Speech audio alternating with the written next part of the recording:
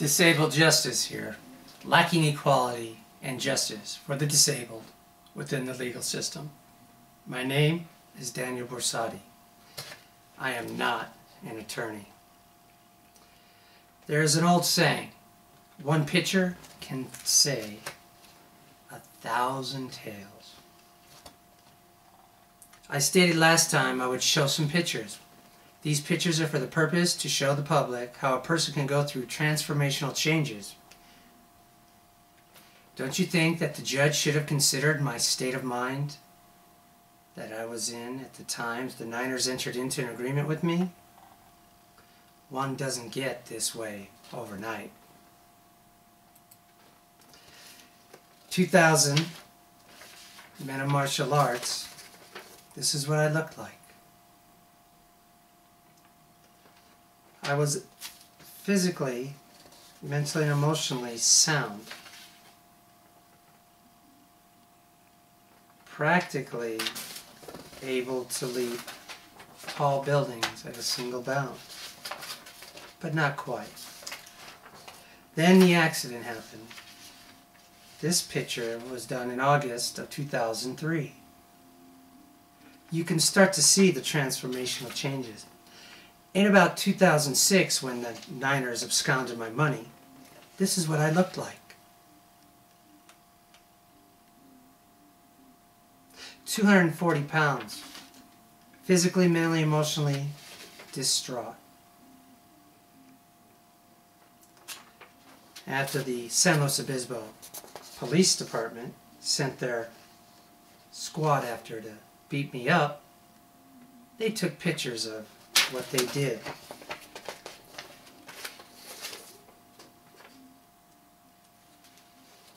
And of course, this picture was taken in 2006, around Christmas time.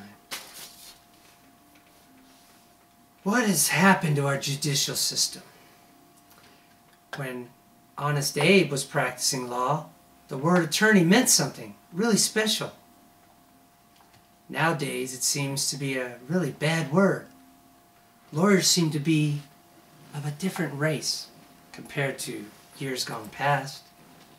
Lawyers used to be trusted, and when a person talked about them, it seemed as if everyone wanted to listen.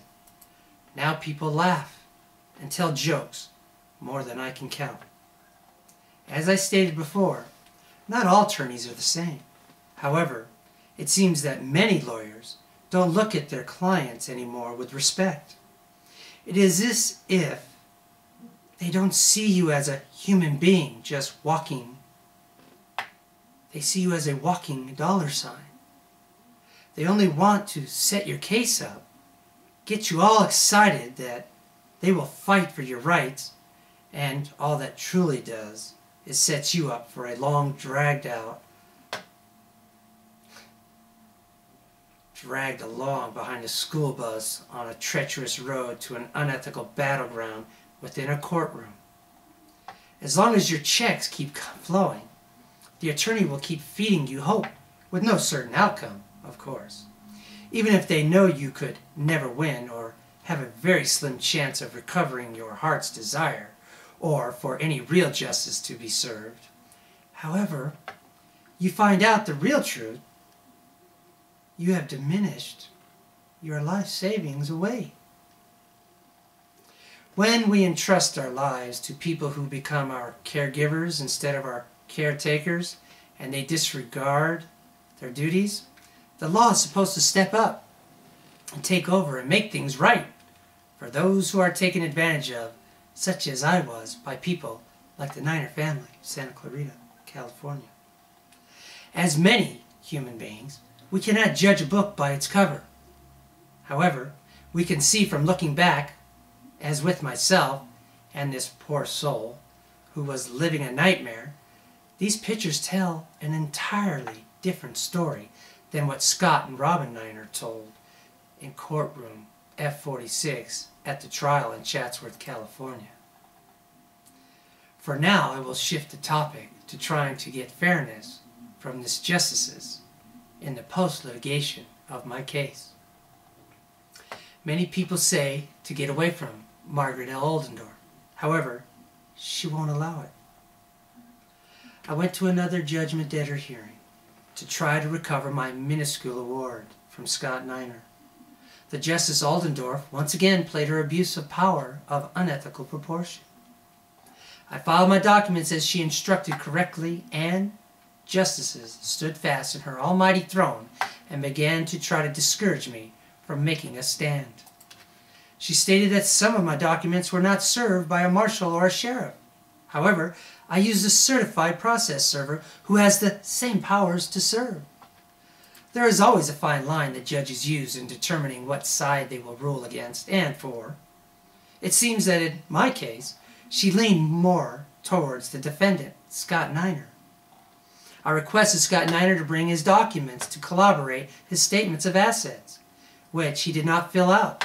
However, Judge didn't force him to, and I was forced to continue to move the hearing forward without them. Judge made statements that he didn't need to. Didn't need to? This is a judgment debtor hearing. I was the prevailing party in the case. And I have a right to all those documents. I need them to fulfill my collection of my award. You see, judges know what powers they have, and if they don't like you, or they have other reasons, some personal, they can suppress your every attempt to make certain as you, as our pro se, do not win. I will not be bullied around, and nor should you, the public. Scott Niner was overconfident. As a matter of fact, he said all the right things, and the judge sided with him again on everything. It was almost as if they were scripted as to what documents were in the file, and Judge tried to act as if she just found out certain professed errors in my documents, which weren't errors in my opinion. Even though I am the prevailing party in one portion of the case, it is hardly worth feeling victorious about.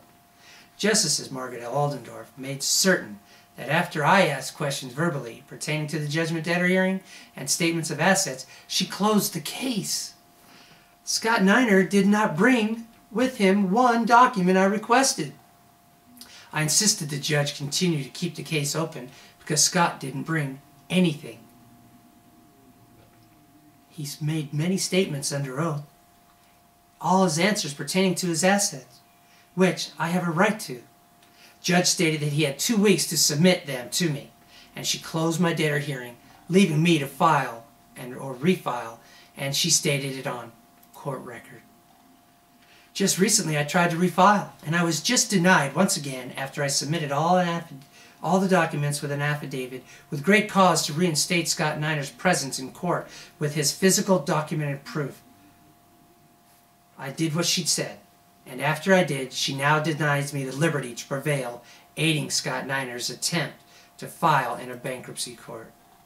I guess sooner than later, it should all backfire on her. Or not. Either way, I know the truth, and that is all that truly matters. And I am not done with this small battle of the bigger picture. I am never disparaging, and no matter what this justice does, by showing a lack of equality for a once disabled patron, I will always prevail knowing I did the best I could with the means I had. But what excuses do unethical judges and attorneys have with all of their education and the art of legal jargon? Or you can put whatever abbreviations you like. I definitely didn't have the wherewithal while fighting for my rights. Remember the pictures? In a courtroom arena, however, I have attained something they will never understand.